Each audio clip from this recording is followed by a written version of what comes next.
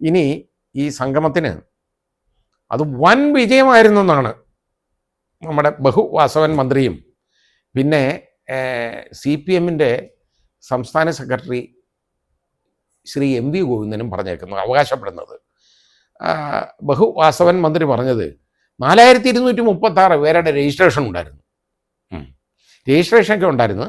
പക്ഷെ അവിടെ സീറ്റുകൾ ഒരു 3/4 ഭാഗവും കാലിയായിരുന്നു. നല്ല സീറ്റ് കേട്ടോ, എനിക്ക് ഇഷ്ടപ്പെട്ട്. നല്ല തൂവെള്ള സീറ്റുകൾ എല്ലാം ഒരുക്കിയിട്ടുണ്ട്. ഇനി ചിലപ്പോൾ ഈ ഊരാളുങ്കലാണല്ലോ ഈ പന്തലുമൊക്കെ ഇട്ട് ഈ സീറ്റും ഒക്കെ ഒരുക്കിയത്.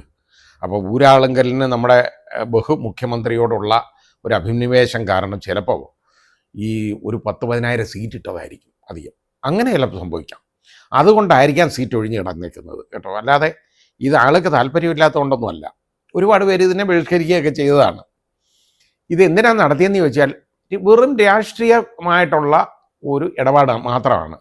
ഇപ്പോൾ ഇലക്ഷൻ അങ്ങോട്ട് വരുന്നു, അതായത് ഒരു മാസത്തിനകം, ഏതാണ്ട് ഒരു മാസം കഴിയുമ്പോഴത്തേക്ക് തദ്ദേശ സ്വയംഭരണ സ്ഥാപനങ്ങളിലെ ഇലക്ഷൻ പ്രഖ്യാപിക്കും കേട്ടോ. അത് മുന്നിൽ കണ്ടുകൊണ്ടാണ് ഈ കളി. അത് കഴിഞ്ഞിട്ട് ഒരു 6 മാസത്തിനകത്ത് ഏതായാലും നമ്മുടെ സംസ്ഥാന നിയമസഭയിലേക്കുള്ള ഇലക്ഷനും വരും.